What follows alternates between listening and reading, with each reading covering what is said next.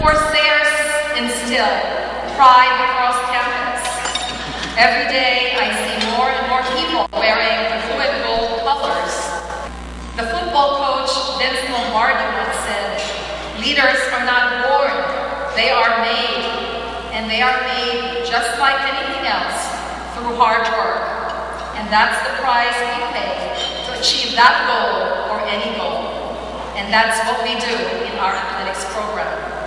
So I would like to take this opportunity to salute all of the honorees for all the choices that you have made in your lives to pursue your academic and athletic careers at UMass Dartmouth.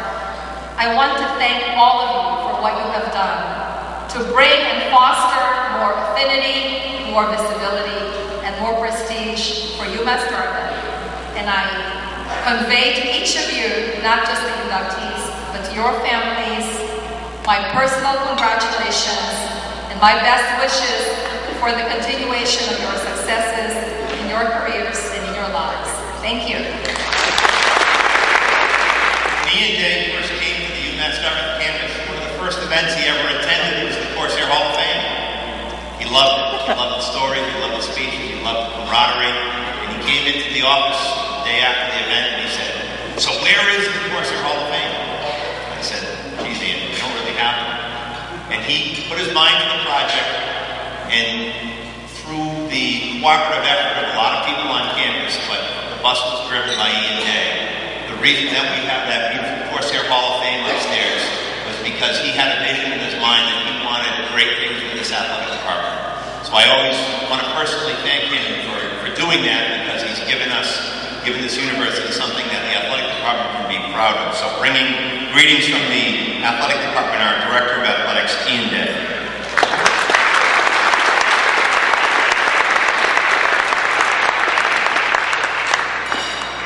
I have to tell you how appreciative I really was when I first got here. How quickly I was made to feel a part of the family, and how much I felt welcome. And you know, we'd go along, and Jim talked about it, we'd go into the Hall of Fame, which was great. But then something happened, is that when we went to the Hall of Fame committee meeting, that was the first time where it felt a little bit different. And the committee was talking passionately about these individuals that I didn't know. And you know, I thought I was part of the family, but they were these sort of uncles and aunts and grandmothers, and I didn't know who they were talking about.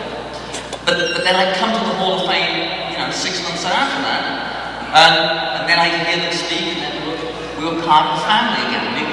It was great. But then the following year, the Hall of Fame, and again they'd be talking about strangers. But this year it's a little bit different. You know, Jonathan, I'm not sure where you are here, but Jonathan, I watched you race, and especially that indoor national championship that you won. I remember watching on a little computer screen. You win that. And of course Louise,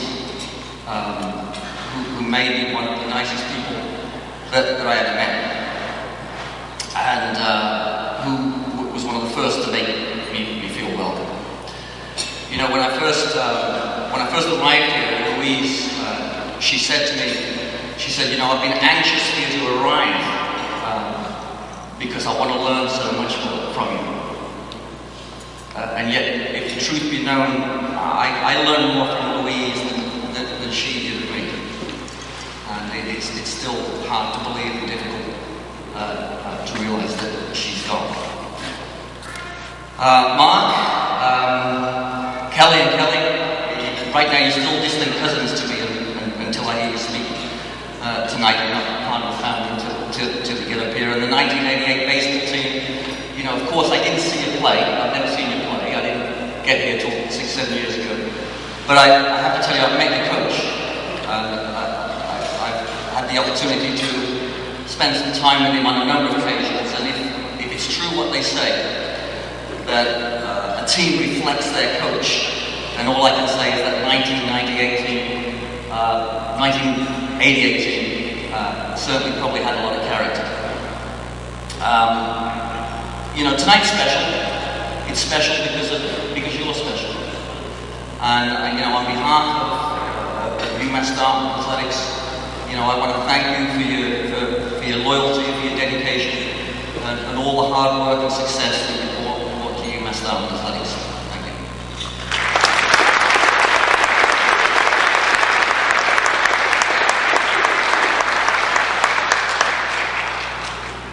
When I'm at the podium at the Corsair Hall of Fame, I like to think that I'm a busy guy. I have a lot to do to plan one event. The gentleman who will follow me to the microphone, he didn't plan just one event. He's got the entire homecoming weekend resting on his shoulders, so I wish him good weather tomorrow, and I hope everything goes well. To bring the toast of the alumni from the Assistant Vice Chancellor of Alumni Relations, Chad Argentine. Chad?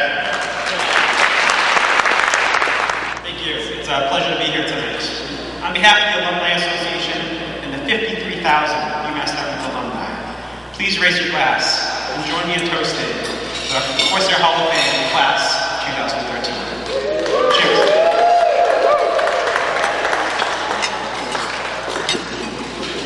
And now one last piece of business before we start dinner. And I know the Charles people are anxious to serve, and we'll have them just in a minute. But a few years ago, we recognized at the Corsair Hall of Fame that we were always gathering a small handful of past inductees.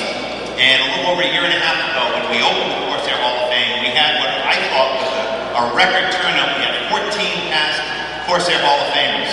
Well, I'm very thrilled to say that we've broken that record tonight, and we're going to bring our past Corsair inductees up to the front of the stage to be acknowledged. So when I call your name, if you'd please come to the front of the stage, and we're going to start with, from the baseball team, but also ice hockey alumni, Mike Mulvey. Mike, come on up.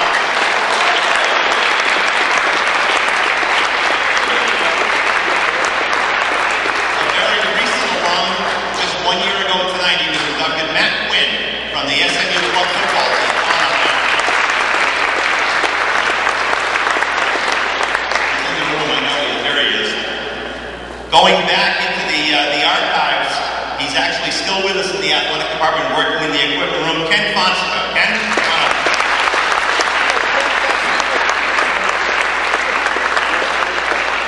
There he is on the side. A great friend of the university, an okay basketball player, but a great friend of the university. Lenny Brody. Lenny, come on up.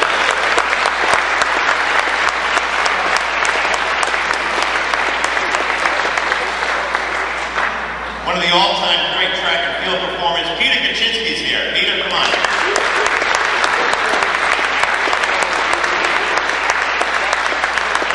We've got a great collection from that Corsair Hall of Fame baseball team that's coming in. We'll start off with Eamon Kingman. Eamon?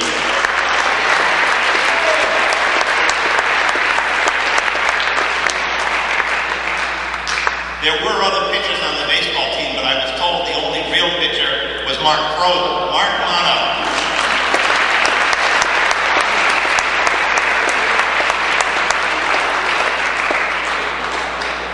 And I guess I have to tell the Chancellor, while we do make Major League doctors and lawyers and Indian chiefs, we also do have a Major League Baseball player, and we're glad that he's back with us. Rod Corey. Rod, come on up.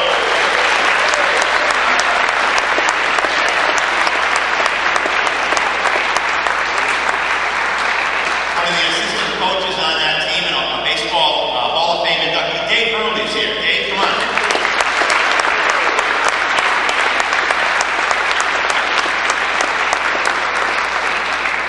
We've got a couple of ice hockey Hall of Famers with us tonight. We'll bring them up together, right? Because they're always together. John and Tom Finley, come on up, guys.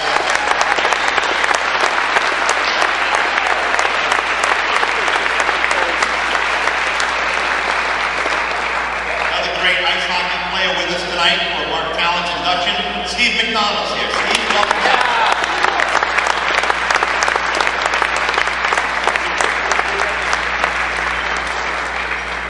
And our current track and field coach and another great friend of the university, Stevie Gardner's here. Steve, come on up.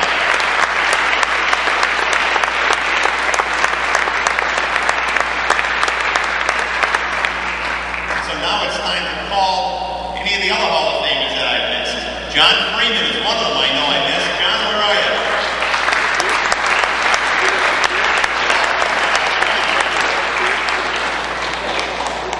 And you know, an event like this wouldn't be an event without some tradition. And this last guy has been, I think it's 24 out of 26 Hall of Fames. I think he missed one, maybe two in his life. He's the anchor man. He's the last guy up every year. George Hibbs, where are you, George? There he is. He can still run a mile on the floor. Ladies and gentlemen, the biggest collection of Corsair Hall of Famers we've ever had. Thank you all so much.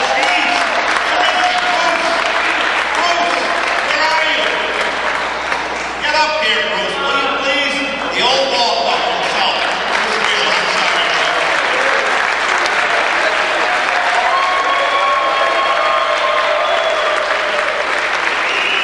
Now the group is complete. And great collection of Hall of Famers. Enjoy the meal. Charles has a great meal set up for us. We'll be back in a little while to do the inductions. Thanks, everyone.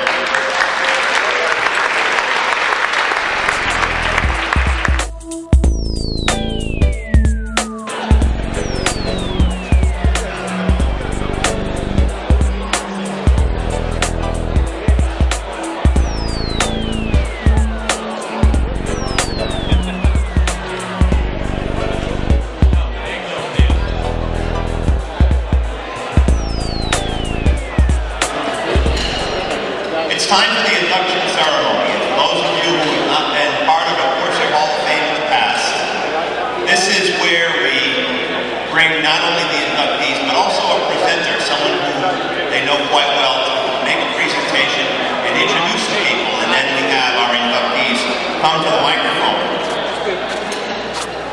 I think it's very significant. The speeches, I think, are the most significant part of the night because throughout the history of the Corsair Hall of Fame, people will tell you that they can remember individual speeches and individual remembrances of their experiences here at UMass Dartmouth. So it's a very special part of our program. It's one of the rich traditions of this event. I look forward to it, and I hope you will as well. We have an interesting group, as we do every year, but this year especially because we have such a range of our inductees. This year we have with us our first inductee is the team captain from the 1983 SMU ice hockey team. And they're a team that captured the first ECAC championship in the long and storied history of the ice hockey program at UMass Dartmouth. And yet, while they celebrate their 30th anniversary, yes guys, it's been 30 years since you won that championship, I think what's most important is that that team is surrounded in legends. You can't talk to a member of the 83 SMU hockey team without hearing a series of stories about lost coaches and tremendous road victories played in front of hundreds of thousands of fans at Iona and other places. So here to set the record straight tonight, I hope, is the team captain from that squad. So our first presenter of the evening, or actually co-presenters, will be his teammates, John Findlay and Paul Moore, presenting their great friend, Mark Hill. So John Findlay and Paul Moore. Jim said we had to express some stories tonight, and unfortunately some of our stories would put us in the witness protection program. So, Mark Town, what a name. His last name describes what he is. Total talented hockey player. Absolutely one of the most prolific hockey players that ever played at this university. Quite a character. For most of us, he's known as Mark Talent. But to some of us, he's known as Gretzky, Obama, Forrest Piccoli, and Vinny Barbarino.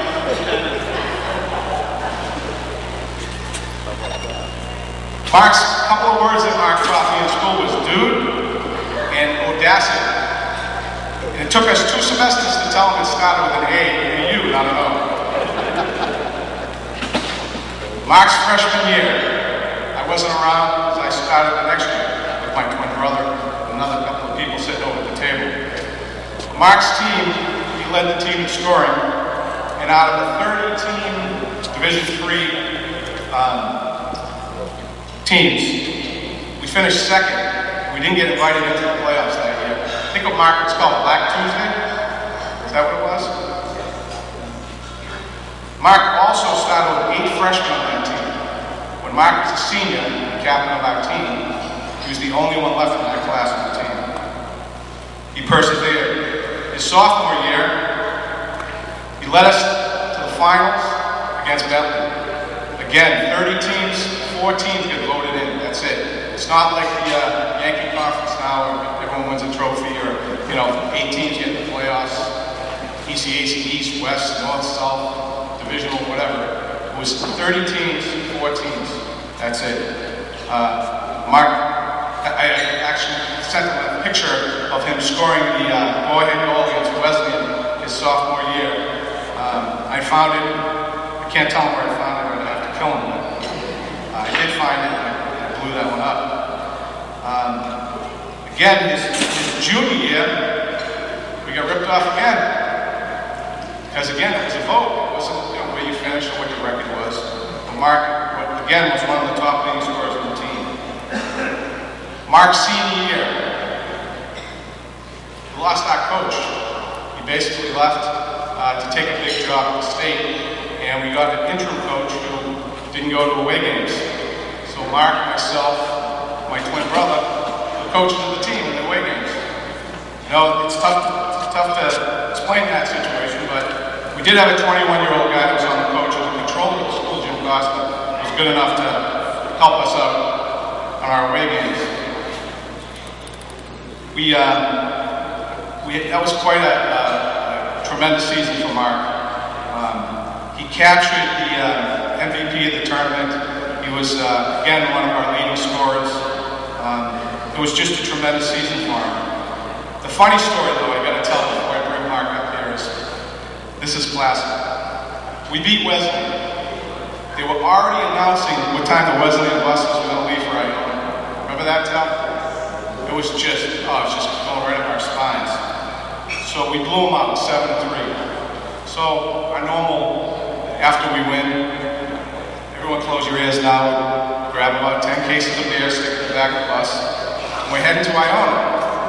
God rest his soul, Mickey Conley's in the front. Again, our 21-year-old assistant and Mr. Costa are sitting in front. So we get the bus, we're leaving Wesleyan. We're driving to nowhere because Tal, myself, and my brother walk up to the front of the bus and say, "Hey, Mickey, where are we going?" And he looks at Mr. Costa and he says, "Yeah, where are we going? We don't have any reservations to stay over." And Tal says, classic, "Dude, you didn't think we were going to win?" That was the best line of the night. And then the next night, Tal, just remember, everyone who assisted on your goals are here tonight. And your goalie assisted on one too, didn't he? Well, without further ado, I want to bring up Mark Talon, class of 2013, 30 years ago he scored his last goal, and there's no one more deserving to be in this Hall of Fame than him.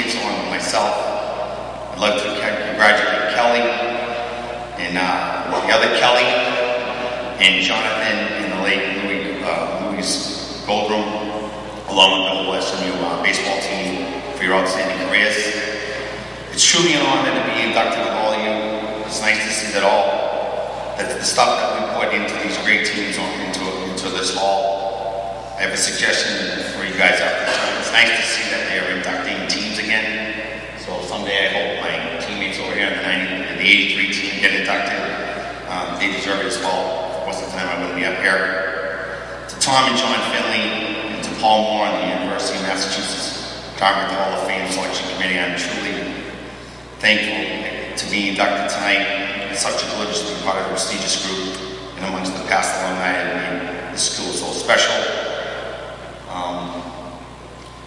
This school was a great school to me. I always thought I could play at another level, but coming here it exceeded any dream I could have ever wanted. You know, as a kid, I like to say pipe dreams of playing in the pros, but just to play at the college level is truly something special. I had a chance to play all 4 years here. I played with some great kids. Sort of like John said, as a freshman, my freshman center was this kid, Georgie Young. He actually won the Rookie of the Year, but he never came back. So that's sort of how the process of making it through 4 years is difficult. I had tremendous honors. I was athlete of the year here. I never saw that coming. But to win it on the road, and I own it the way we did, in front of my mom and dad, my biggest fans was just the way to go out, you know, as a winner. Never had to worry about being cut, if you're late for practice. We used to travel to Portsmouth, Rhode Island, Fall River. I just never experienced anything like that. I mean, there's a lot of people here tonight, I love to thank my teammates that are at the table over here to the right, whether it's, you know, the Finners or Cadero, or she was here, and Moisey and Arnie just showed up, and Soap and Chief and Maz, the Fitzies, Sammy, McCollum. I mean, all these kids are the reason why I'm standing up here today. I learned a lot from these guys. If it wasn't for Coach Prender, who recruited me out of high school, I wouldn't be up on this podium. Try not to say so I apologize.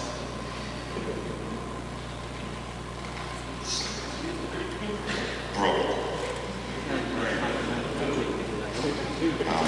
I want to thank to my brothers and sisters that made it here tonight, my brother Bobby, my brother Jimmy, my brother David, my sister Nancy, my brother Kevin and his wife Maria, my niece, Danielle, my husband Ron, my sister-in-law Mo, and Rolly, getting down all the way from Raleigh. If it wasn't for your love and support for this game, I don't know where I'd be without you all. I'm so glad that Barbara's here to share this moment with me tonight. You know, without her and my dad, they couldn't have made this happen. Without their commitment, their support, they always found a way, wherever it took, throughout the years to make me, you know, this dream come true. And the most important people now in my life, my wife, Kathy, and my daughter, Summer. I always say the greatest day of my life was June 3rd, 2004. Anything else before or after is just icing on the cake. And I'd probably like to finish up with just a few things from my friends in the past that have been like my icons. I was fortunate to make a pretty good hockey town in Winthrop, Mass. I was the only one in the Olympics. I played with his little brother. But there was a kid, Danny Brugman, that was one of my idols, and he won the States when he was a senior, and he went on to play at Yale. And he was inducted into the Hall, and I said to him, "What did you say when you were inducted into the Hall?" And he said, "You know, you never stop playing because you get old. You get old because you stop playing." I guess he's right, because the last 2 years I've separated my shoulder, and I tore my MCL this summer. So I'll be back. Just a few more things before I close up. My buddy Donnie was trying to say to me, you know, the reason you had so great hands is you used to play 5-on-5s in the 20-by-20 area. He used to always say you could stick handle in a phone booth. I always thought that was a pretty cool thing to say. And finally, my high school friends like Vinny, and Frankie Guy, and Danny, and Gold, and JB, and one of my late friends, Maddie. Thanks for putting up with me. I'm sorry I didn't actually talk more often. You just weren't open. So, with all that said, there's absolutely no better honor for me than being inducted into the UMass Hall of Fame. This is a night my family and I will never forget. In closing, I just want to finish by saying, when I played here, I had a family friend who wrote for Hockey News. And he called me one winter day as a senior and wanted to write an article about me and the success I had over the 4 years while playing here. The name of the article was called "Talent Only Goes So Far in Division III." Too bad he couldn't rewrite the story now, but I would tell him, be careful what you wish for. Dreams do come true. And as I stand here before you now, I am truly humbled by this honor. And once again, thank you for having me tonight.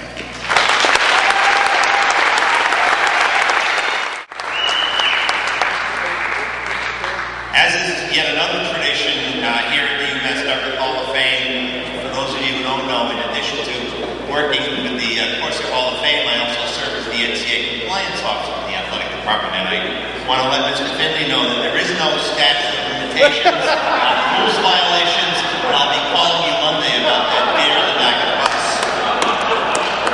I do know one thing, Mickey Conley would be very proud. He was, I'm sure he was. Thank you very much, Mark. Our next inductee is one of the truly greats in her field. She qualified for the NCAA Division III National Championship 4 times in diving. She dominated the sport in the New England region. In the final 2 years of her competition and dual meet competition, her record was an impressive, I'd say, 67 wins and only 1 loss. She truly was a great in her field, and she captured a career with a prestigious appearance for a UMass Dartmouth student athlete competing in the Open ECAC Championships against the top divers in the East. We want to bring to the microphone to present Kelly Kidd Bartuka, her coach at the time and still a member of the UMass Dartmouth Athletic Department staff, Jerry Jones. Jerry? Good evening, honored guests, and especially inductees into our Hall of Fame. Before I get underway here, I'd like to mention the fact that the reason that I'm standing before you has a lot to do with history. One day in 1985, I was sailing in Puerto Rico, and I heard my name called, and I turned, and it was Jim Philippo, the swimming coach at UMass, or then Southeastern Mass University. He convinced me to come up and see him at the university, and perhaps to help him with his team. As things turned out, I did sail up to and lived on the boat in Newport, and came over to the campus, enjoyed it, started to work with the divers and the swimmers, and had a marvelous time. And in the ensuing years, we've had divers who were national champions. One held the national record for over 10 years. Kelly Kidd, tonight's honoree, has and does still hold the record for our league, and has done an exceptional job. And I must mention to you that neither of those individuals had ever been on a diving board until they came here. The reason for their success lies in a handful of things in the way that we approached the coaching and teaching of the sport. Kelly Kidd, for example, is a charter member of what we call the 1200 Club. 1200 Club is individuals who would do 1200 crunches in a practice, in addition to diving. You really need core strength to do that. I'm a member of the 1 Club at this point. I would also like to bring attention to my colleague for almost 40 years, who was retired from the university. We had a great run of All-Americas and the conference champions, and I will never forget our time together. Jim is retiring Friday, this next week, and I'd like you all to recognize that. Jim,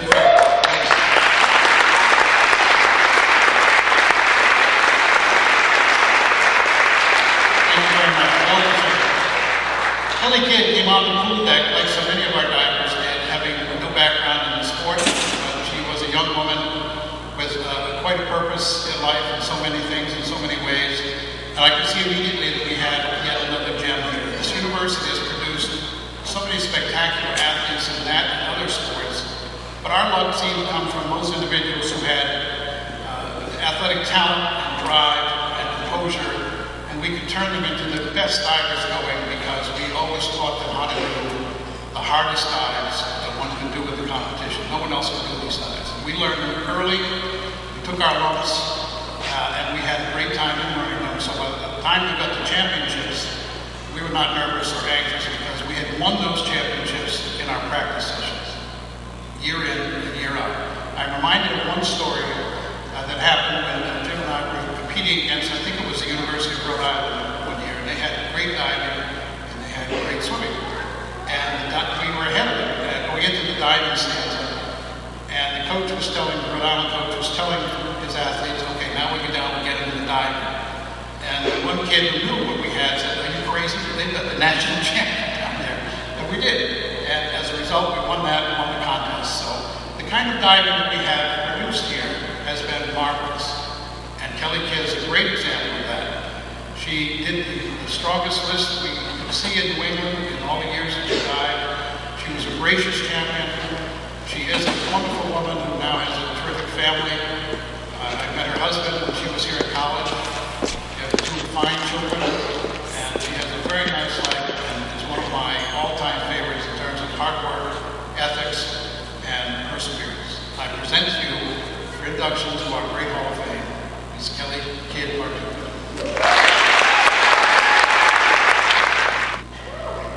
I'm certainly no longer of that crunch club that I used to be, but maybe someday I'll get back there. Thank you, Terry, for that wonderful intro. I'm truly humbled and honored to be receiving this award tonight, and I certainly want to thank Jim and Trudy and the rest of the athletic department for putting together such a wonderful event. So another round of applause for them.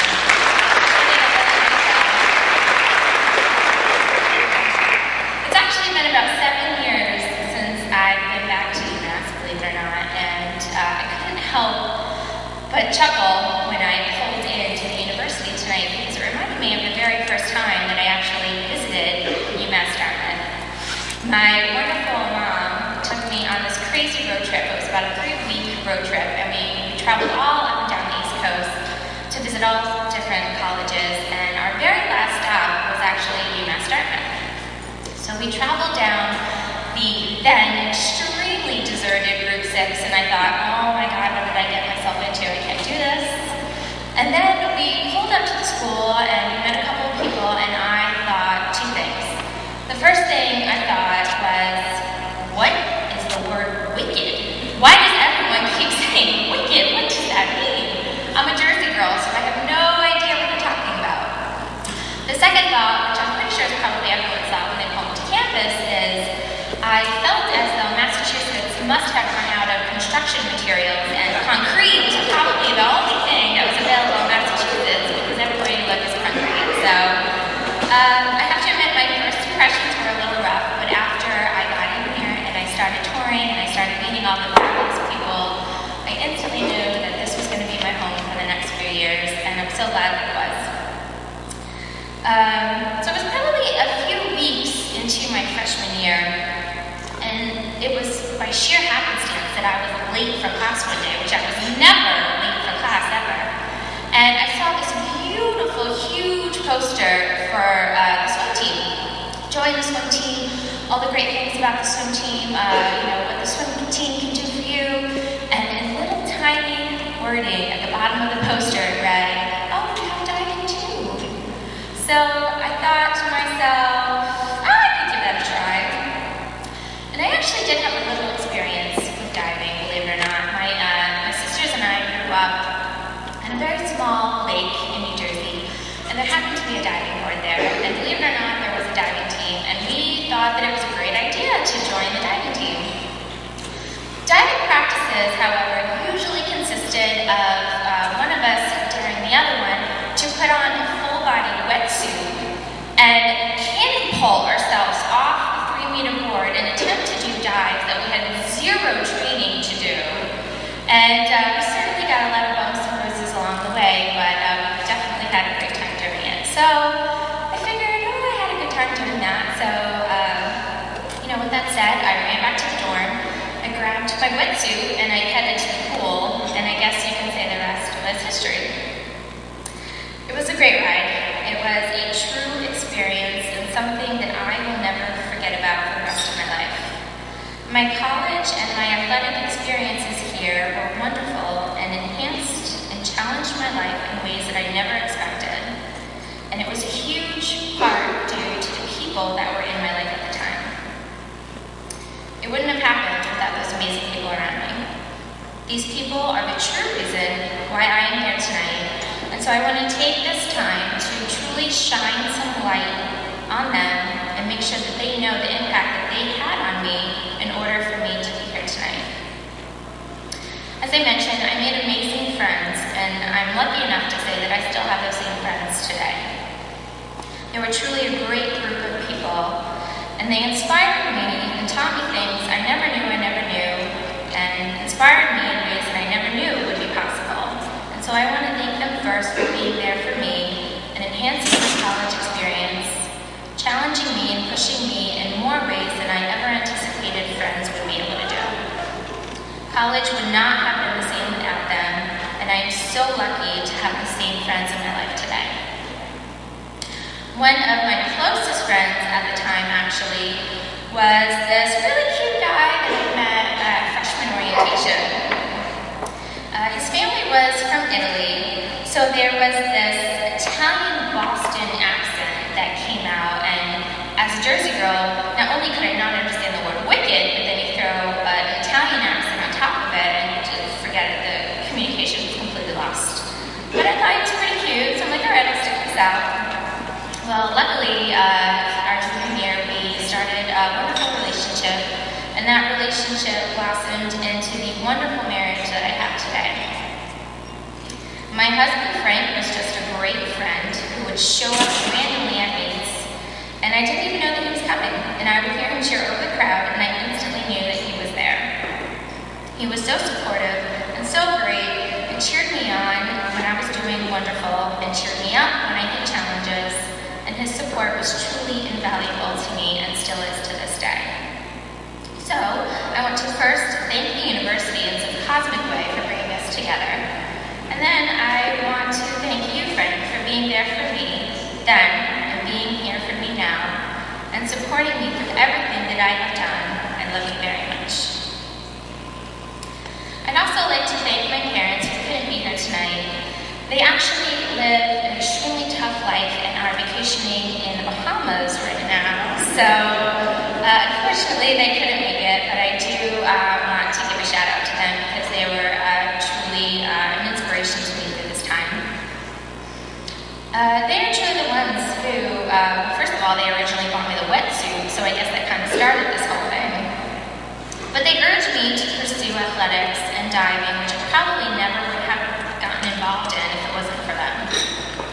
They pushed me to realize there's more to college than keg stands and being late for class. But there is truly a whole other family beyond that with the athletic department and all the other athletes and my teammates. And I never would have known that existed without them guiding me to it. They were truly my biggest fans. They drove 4.5 hours every home meet to come and watch me dive. Their unyielding support pushed me to do better every day, and I couldn't have done it without their love and guidance, and so I'd like to thank my mom and dad. Speaking of family, my oldest sister, Jamie, is here tonight, and I'm pretty sure my middle sister's probably on Skype right now thanks to technology. But I'm so grateful that they're here, and they particularly, they were the ones that, when we were little, pushed me off the 3-meter board, so I think that's probably how I got the most comfortable with it, but they gave me the courage that I didn't know that I had, and they too came all the way from Jersey to cheer me on. And if anyone knows anything about swim meets and diving meets, they're not always the most pleasant to sit through. They're usually very, very long, and the pool's very hot, and it's usually very crowded, and if you don't know what you're looking for, it's a little bit of an excruciating process.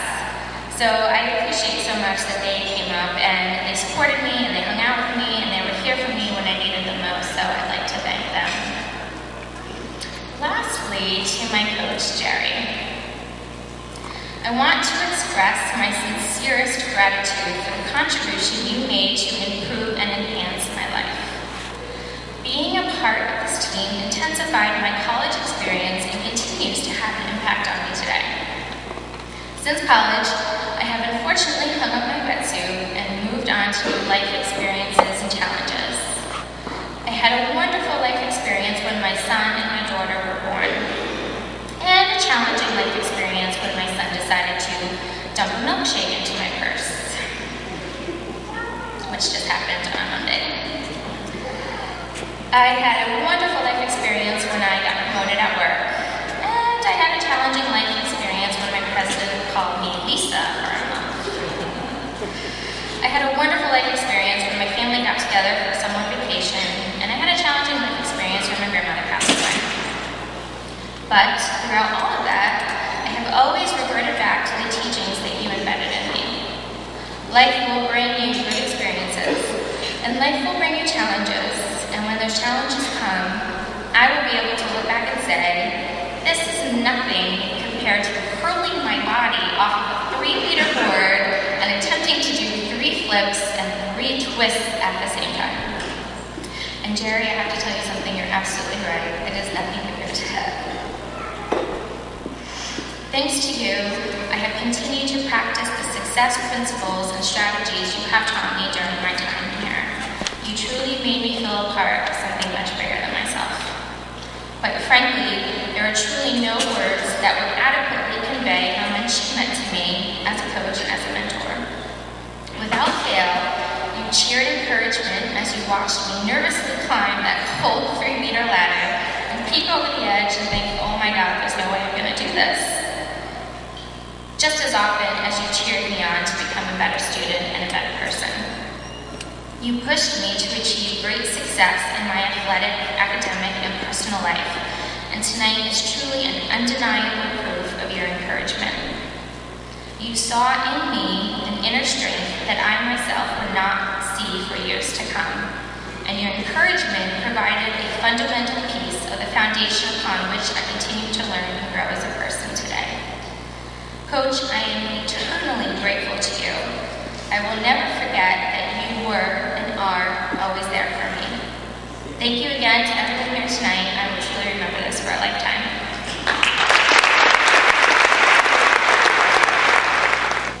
Our next presenter and inductee,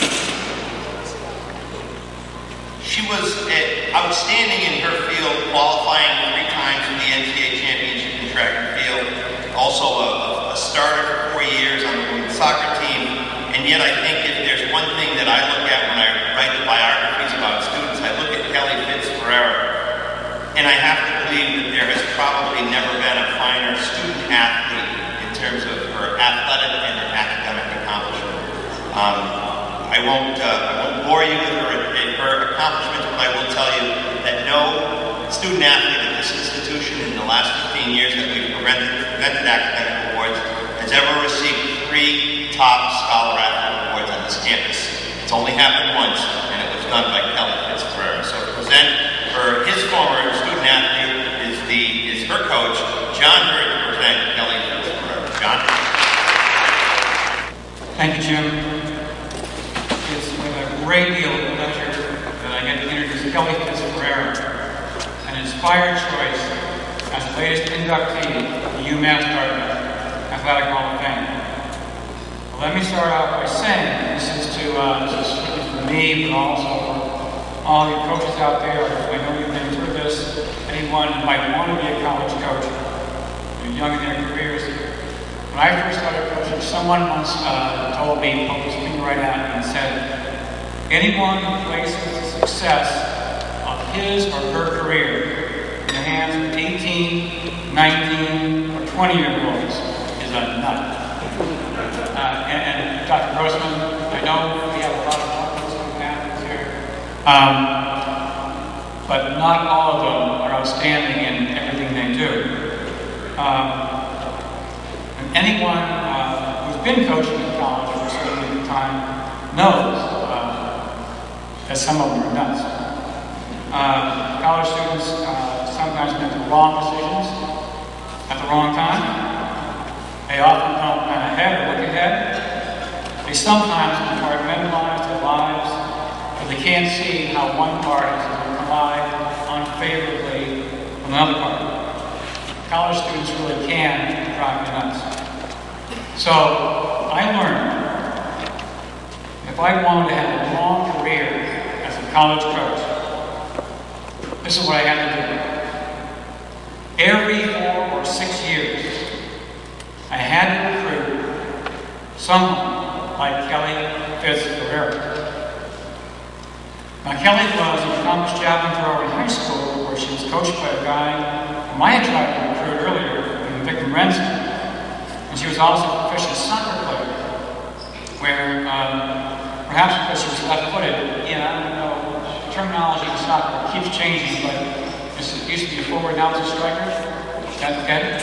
Okay, well, Kelly was left-footed, and she was a striker on the left side of the field, so she wound up with more goals than anyone else in the history of Fairhaven High School. But the other part of it is, that, for the most part, college coaches don't recruit javelin throwers because they only compete in one event for one season. So if you're going to spend time recruiting people, you recruit jumpers, hurlers, sprinters, and other versatile athletes. On the other hand, though, since no one ever recruits javelin throwers, if you have one, there's really money in the bank, and that was why I was really interested in Kelly. Now, I love the javelin as an event in track and field.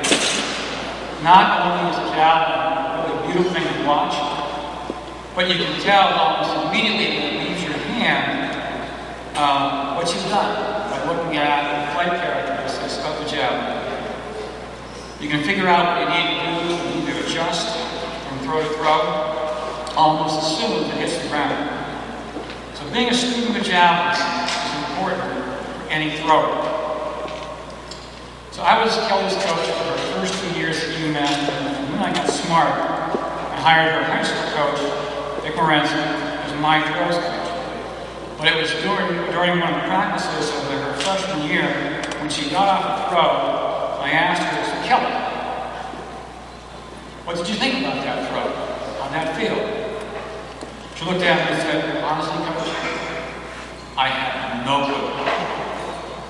Up to that point, Kelly had never analyzed a throw, but always looked to her coach for the answer.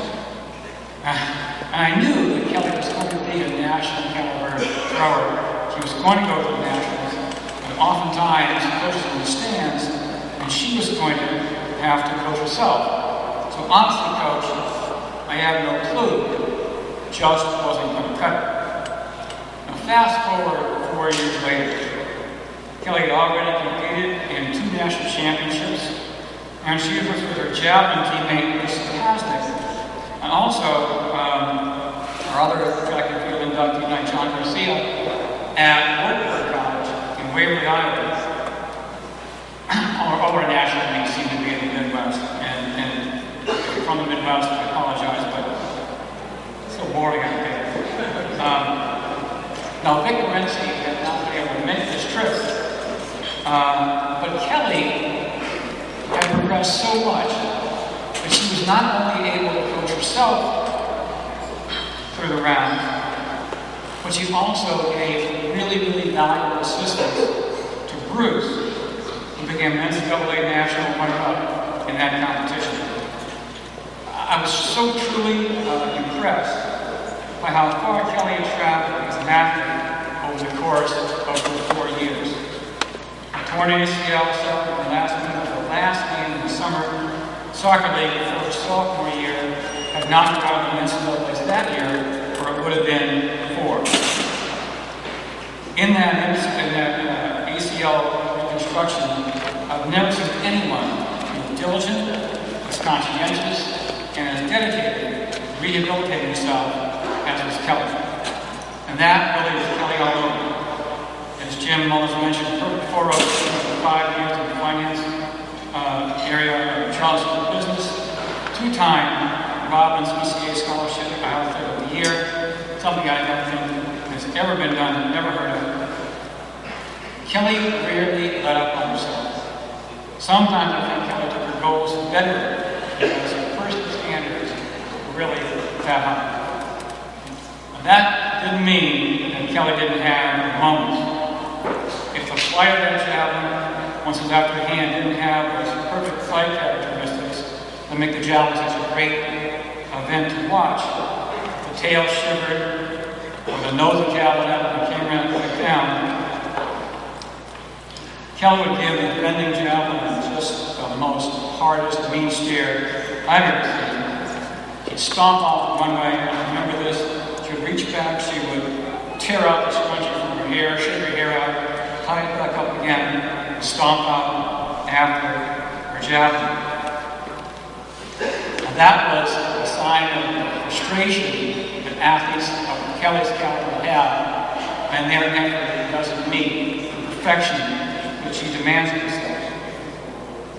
So when I saw that frustration, I wanted to come right down to the javelin area and talk to her about what she might want to do in her next throw.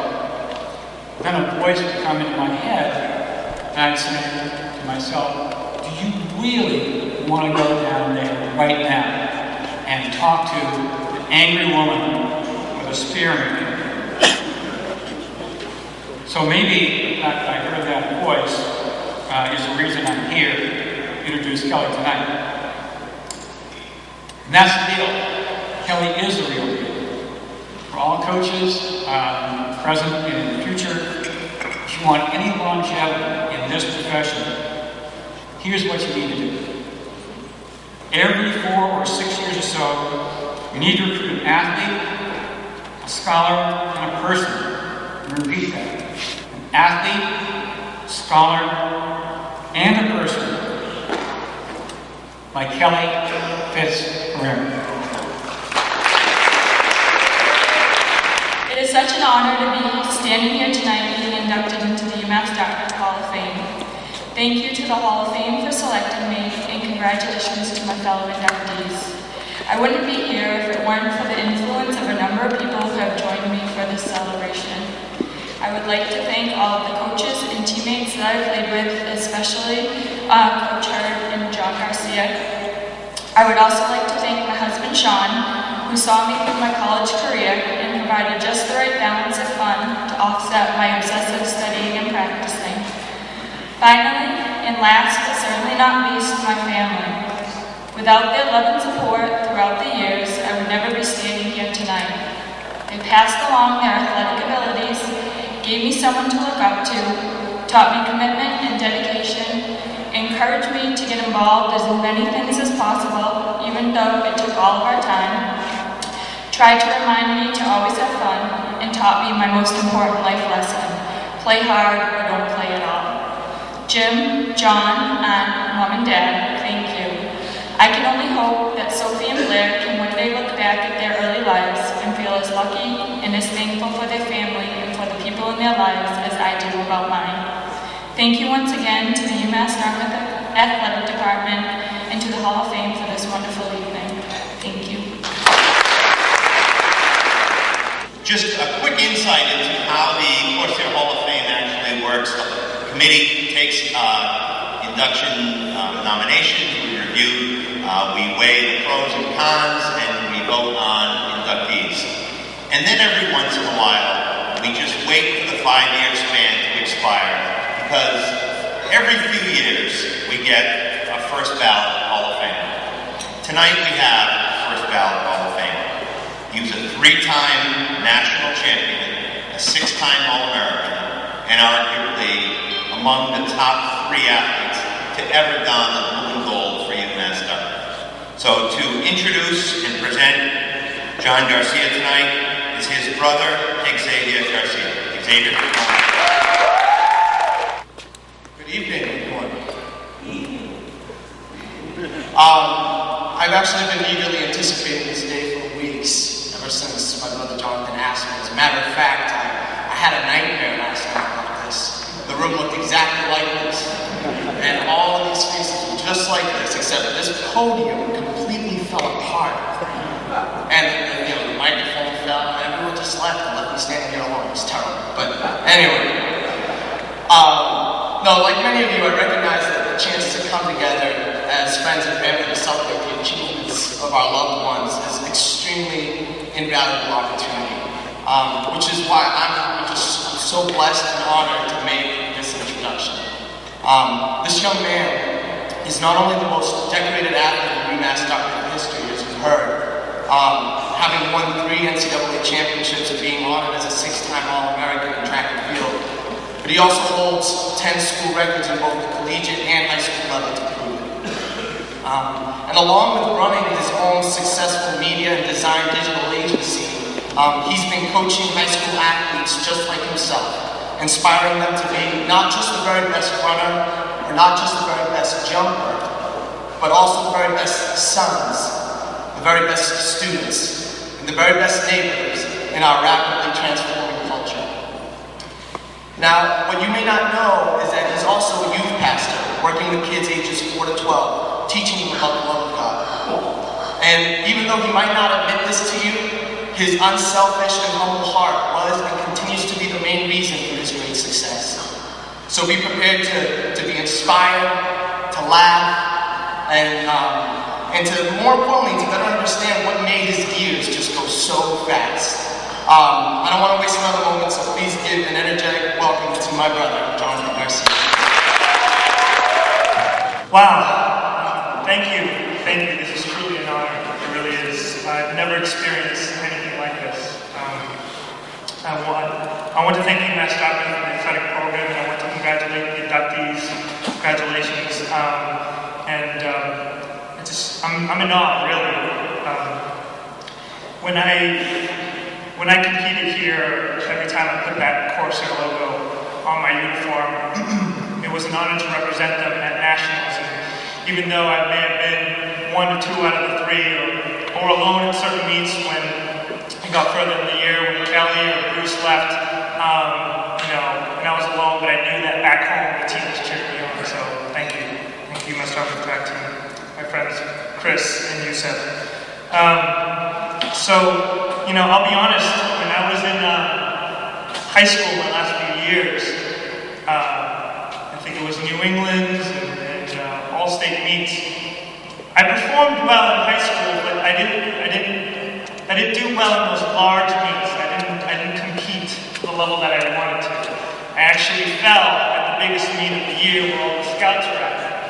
And I wasn't able to prove to these Division I schools and Division II, III schools that I was valuable, that I could do something. And I applied to some schools, no one really picked it up, but UMass Dartmouth gave me an opportunity. And Coach Hurd, was instrumental to, giving me that opportunity to come and play for UMass Dartmouth. So truthfully, I thank you, UMass Dartmouth, for the opportunity to be here for this organization. Thank you. Parents have a certain style of teaching their kids on how to grow and mature, but I think every child should grow up experiencing a coach. There's a scripture that says, train a child in the way he should go, and when he is old, he will not turn from it. A coach can give you something to strive for, teaches the values of winning and losing, demands the best but knows how to encourage and build in the worst of moments. I truly want to thank my high school coaches, Jason Delicio, Paul Hardy, Kevin Norton, and Coach Powers. They developed a structure of leadership and hard work, class and teamwork, friendship, which me and my brother use today at our Spartan program. So thank you. I don't believe that they may be here. I want to acknowledge them today. I had the honor in my 4 years here at UMass Dartmouth to have 3 coaches training. They were all very different, very different. First was John Hurd, and still continued to be throughout the years. It was nice for the first time to build a close relationship with a coach. I never was able to relate that well with a coach. I would come to his office and I'd be welcomed by a massive poster of me on the door, hurdle man, which I still think is there now. And pictures in his room of his other athletes, doing their events. And I'd sit down, I'd goof off, I'd complain about my housing situation. And he told me one day when we were sitting down, he said, the thing about this school is that because it's Division III, we don't get athletes based on scholarships. We get athletes based on the love of the sport. And right then, I felt like I had no expectation over me, but that I could enjoy it for what it was. I wasn't bound to chase victory, but that the joy would lead me to it. Thank you, Coach Hurd, for letting me enjoy the sport of track. In between season, I had a coach from Texas, Devlin DeBell. He was fun. He broke me. I had just won a national championship, and I may have had a little bit of a swag, but he didn't care. In college, I did all the events that I loved to do. With Coach Devlin Lavelle, I did all the events. I did the 400 hurdles, which was for me a nightmare. I did 7 of 8 events at the last outdoor season Little East Conference meeting. Triple jump, long jump, high jump, 4x1, 200 meters, the 110 hurdles, 400 hurdles, and the 4x400 meter relay. The 400 hurdles came, and I ran it. It was brutal, especially after everything else I ran. I finished the race, and I'm walking up to him, and he's dying laughing. He's just laughing out loud. I'm in pain, and he's laughing. There's something called in track hitting the wall. I don't know if any of you know that, but when you're running a race, you know, you've got good form, and everything's going well. In the last 100 meters, you hit a wall. All of a sudden, your form turns into like a robot, and you're swinging your body to try to get past the last finishing line. And so he looks at me, and I approach him, and he's just laughing. And he said to me, you know, it felt good to finally see you hit the wall. And I looked at him, and I realized how much that meant. You know, I thank him because it really kept me humble. You know, because, you know, pride comes before the fall. And so I want to thank you, Coach. I'm not sure if he's here today, but thank you. And Coach Gardner, even though I had 1 season with him, I would have loved to have 3 more.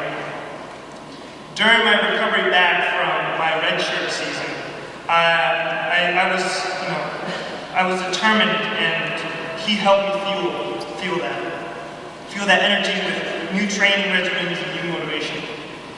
I envisioned it like Rocky said. I was older, a bit beat up, but I'm still determined he was going to help me come back and play against and race against these younger athletes. I was able to build a great relationship with Steve. I joined him outdoor season with coaching, and I still get calls and emails updating me on the program. Thank you, Coach Gardner. You helped me get back on my feet and fight again. You were exactly what this organization needed. Thank you. Track was still very much a team sport, don't get me wrong. Every day after school, you'd be with your teammates, and a lot of them become your lifelong friends. One friend of many, both high school and college, I would like to talk about today, is one of my best friends, Chris. He was with me through my victories and my falls. We were in the 4x4 100-meter relay team in high school and also in college. He was usually the 3rd leg, and I was the anchor. He'd always hand it off to me and start yelling, "Go, go, go!" You know, it's funny. In high school, we would have sleepovers, and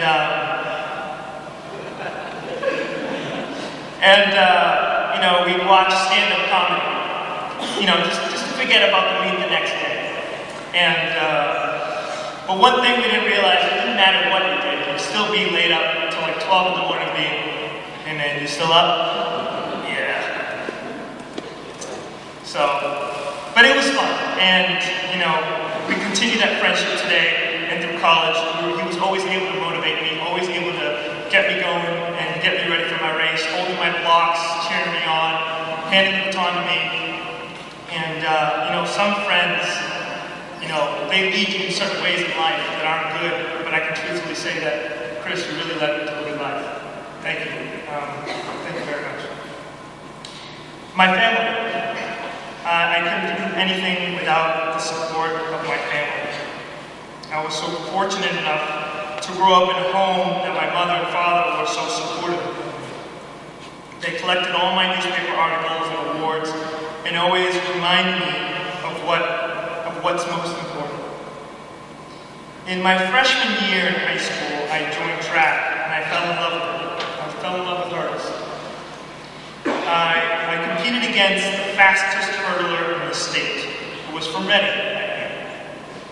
I was nervous. I got on the blocks all awkwardly, skinny, and the gun went off. I felt like I was flying, and then I look up ahead and the guys are already at the finishing line. By doing that, I fell on my shoulders and face and didn't end up finishing the race. The next day, I look at the newspaper, and it said on the title of one of the pictures on the caption, it said, "Reading hurdles their way to victory, while Stoneham takes a different route." It was embarrassing. You could see me in the background falling over. I felt defeated, but still I felt determined to change that headline. Every major competition, my mom would pull up that newspaper and tell me, "You remember this? You remember when you fell? That's not your route." This love fueled this drive to compete. That can't be stopped. Thanks, Mom and Dad, for helping me to become who I am today. I love you. And Xavier, what a brother to have. He's the reason I did track. So one day he goes, "You're doing track, I'm doing track." Okay. I knew that he knew something that I didn't know. He was my first believer. His hard work and love for the sport inspired me to find what I was good at and make it my own. You gave me something to chase after. You let me realize something.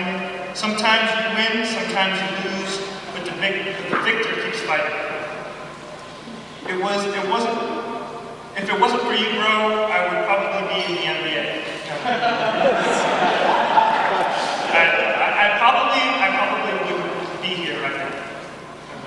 So thank you, bro. I love you. That's an ongoing joke we have. I was actually going to do indoor season basketball. I don't think that would have worked out.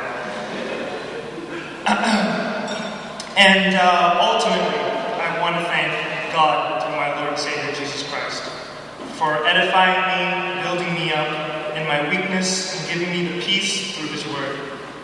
Even though you're at a large college with a lot of students, there's a lot of home time. And I spent those times having a relationship with my Heavenly Father and thanking Him for my gifts, my blessings, and my sufferings. Because in Him, everything works for good. So thank you, everyone. Thank you, guests. Thank you, extended family, for your love and support, always caring to know about me and motivating me to keep going.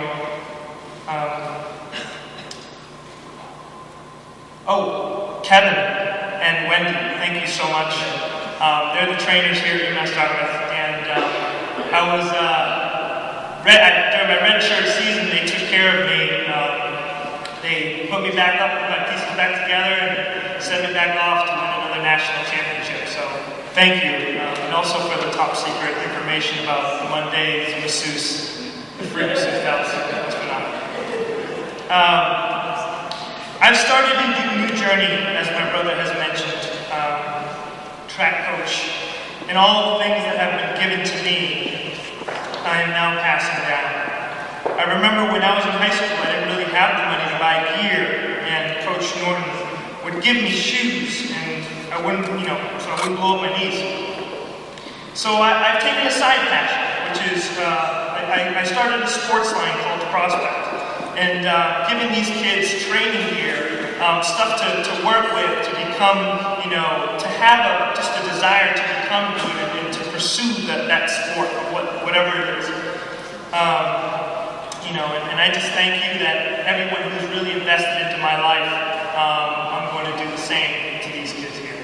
So thank you very much. God bless.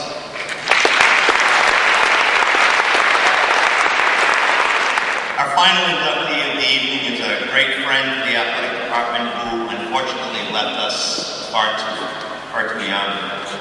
It wouldn't be a Corsair Hall of Fame without a Bill Gathright story, of course. I can remember sitting with the great Billy G many years ago talking about Corsair Hall of Fame, and in his own inimitable way, he said, "The one thing you don't do is you don't bring people in when they're dead. Get them in while they're alive. Well, our plan, for those of you who might remember, was to get Billy G in his later years when he was sick. I had the votes lined up on the Hall of Fame committee to bring Bill in. It was going to be the ultimate surprise because he didn't have a lot of time left on this earth. And we went to the Hall of Fame committee meeting, and I was all set to spring the big surprise on him, and he said, I've got a perfect idea. We're gonna bring in my friend, Mike Sylvia. And that's how Mike Sylvia got into the Hall of Fame. And I decided, all right, I'll wait one more year, but I'm gonna follow Billy G's scripture. And we're gonna get Billy G into this Hall of Fame. As we all know, Bill passed away before we were able to induct him. So Bill was brought into the Hall of Fame posthumously. And what we've tried to do throughout the years is we've tried to make sure that we bring our friends, to bring those people who deserve to sit on the stage every year. We make an effort to bring those people who need to be here. We want to get them here while they're here. Unfortunately, Louise, our former athletic director and associate director, and actually served for a while as the interim AD, left us far too soon. So tonight we're happy.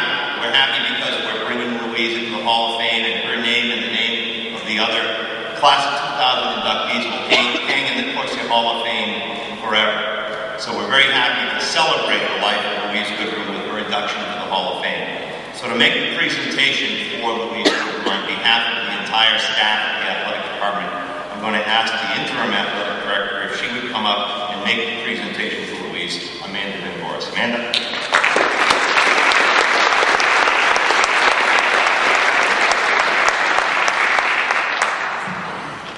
On behalf of the UMass Dartmouth Athletic Department and the Corsair Hall of Fame Committee, it is my honor to present for induction into the Corsair Hall of Fame, the late Louise Goodrum. Louise first came to UMass Dartmouth as head athletic trainer in 1998. She later served as the Associate Director of Athletics for a total of 7 years and Interim Athletic Director 1 year. She passed away unexpectedly in December of 2011. Louise was a great friend and colleague of many of us in the athletic department. We are all very happy to see her memory preserved with such a deserving honor.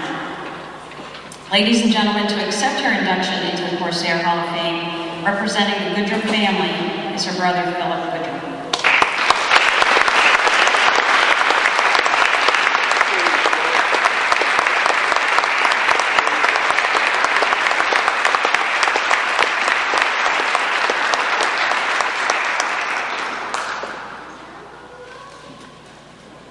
Louise wouldn't let me get started without giving Jonathan the thanks for giving props to the athletic training department, because she would be smiling right now for athletes looking back and thinking how athletic training really impacts the athletes. So I want to thank, first of all, Jim and Trudy for being so accommodating to the Goodrum family. We've got a range of family and friends here that came from long ways, and thank you very much. Thank you to the UMass Athletic Department for recognizing my sister.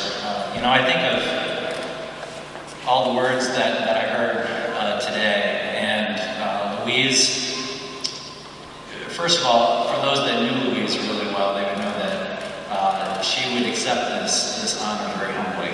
She was not someone that enjoyed the spotlight. She liked to work behind the scenes. But if you really knew Louise, you knew that she was also very much a rock. She was very sincere.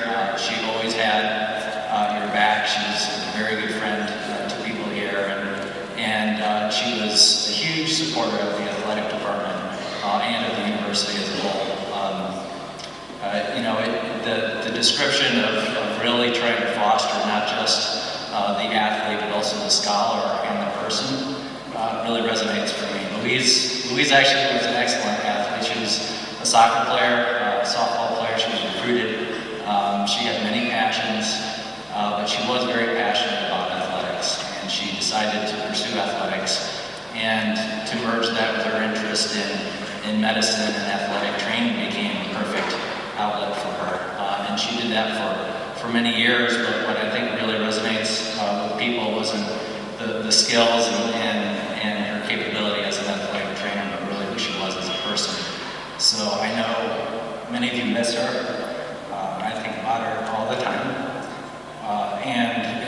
really was a great honor that, on behalf of the family and friends and all of you here, that I'm able to accept this on our behalf. So thank you very much. Now on to our team induction. The 1988 SMU baseball team established a record of success that was unparalleled in the first 16 years of head coach Bruce Wheeler's career. Bruce was here for some 30 plus years, but until the 88 team came along, they'd never been invited and never participated in the NCAA tournament. And yet, in that season, he seemed to have collected a perfect mix. His team, of course, was led by the star, the NCAA Division III All-American shortstop Rod Corsair, but the team was so much more than just Rod. Now, saying that, I have to tell you that in the NCAA tournament game against Eastern Connecticut, his 4 home runs probably went a long way to helping the team's success. But I think what made Bruce's team so successful were the players that surrounded the stars, and players like Eamon Kingman, who joined Rod on the New England All-Star baseball team, but also the relief pitcher Mark Crow, who was the 3rd team All-New England Star, and the catcher Marcel Soroy, who was a 2nd team All-New England Star. So this 1988 team, the 26-15 team, first NCAA team, first NCAA victory, very, very deserving to be in the Hall of Fame. And I just want to reflect back on something someone said earlier. We talked about teams reflecting their coaches. And I've had the great pleasure to know a lot of these 1988 baseball players. And I can tell you, if you know Bruce, you know the heart of this team. This team was competitive, they were fiery, they might have even had a few disagreements amongst each other during that season. And yet, when it was time to play baseball, they came to play baseball. So what we'll do is I'll ask the head coach, Bruce Wheeler, and his 2 assistant coaches, David Hurley and Tony Slaney, if they would please come to the stage and help hand out the team certificates for the 1988 SMU baseball team.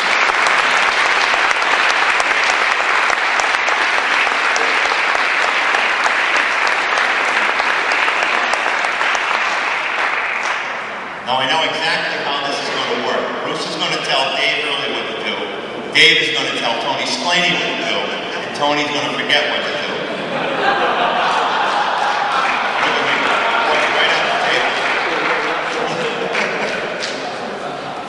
I'll call each one of the players up to the stage if you would come up and get your Hall of Fame plaque. First, Chris Arwagatz. Chris, come on up.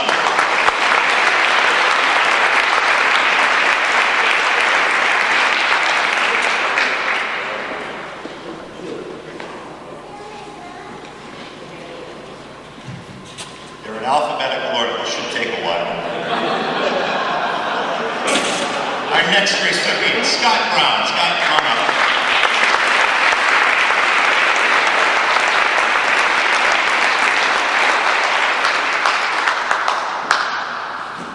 Now we've got it down. Now we have it. Our next recipient, Rod Corey. Rod, come on up.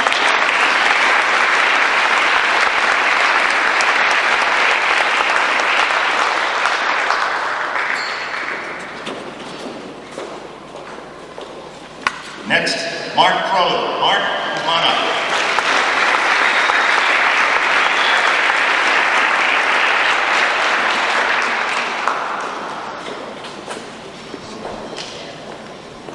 The next recipient, Robert Curran Jr.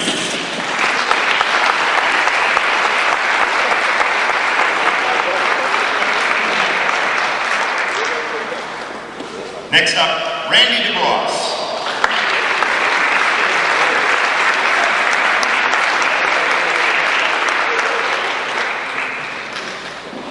Next, Paul Donahue.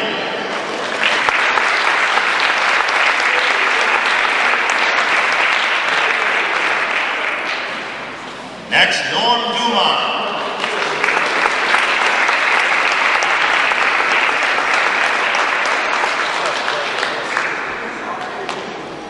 Next is Eamon Kingman.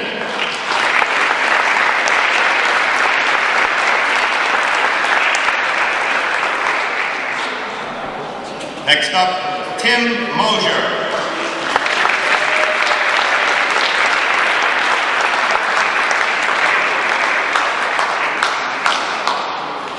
Next up, Mike Mulvey.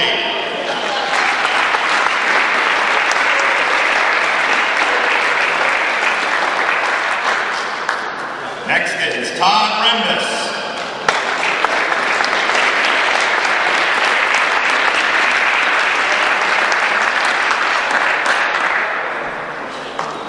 Next is Gary Santerre.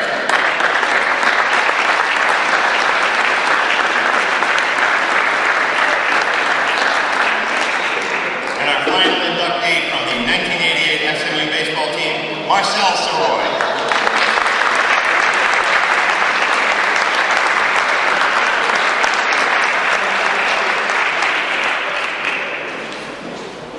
And one tradition we have not established at the Hall of Fame is inviting each member of the team to talk. So we call to the microphone the team captain, Mark Proler. Mark, come on up.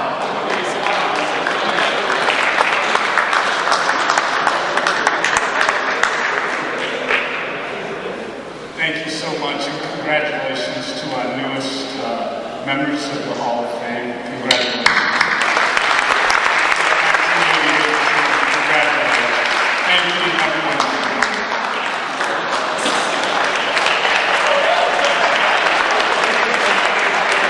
Congratulations.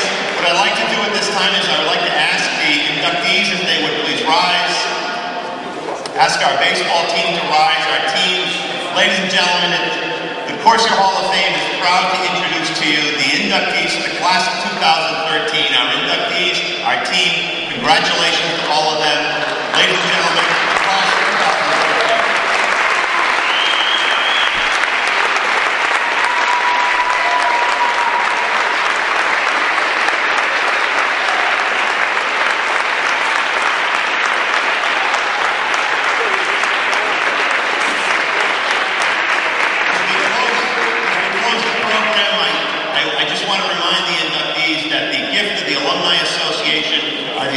Hall of Fame chairs. Each one of you, please take that chair home with you, put it in a place of honor, and the next time I see you, you have to promise me to tell me where your Hall of Fame chair is.